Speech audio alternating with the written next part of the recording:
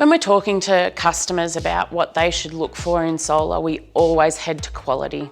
It's an investment and we see that for them because they're choosing something that they want to have longevity out of, and we want to see that for them as well. So we certainly always talk to the level of quality, the warranties, where those warranties are held and who's going to look after them post-installation.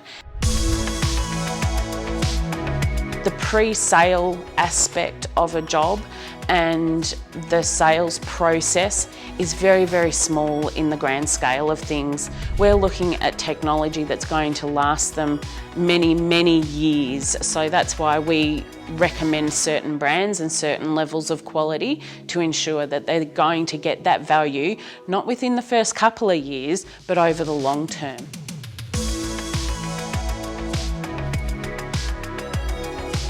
We do a lot of community aspect where we can educate people on how renewables can benefit them and the things to look out for as well. So watching out for those ultra cheap prices that are not going to give them longevity out of their system, and we're going to be out there in a couple of years' time replacing parts.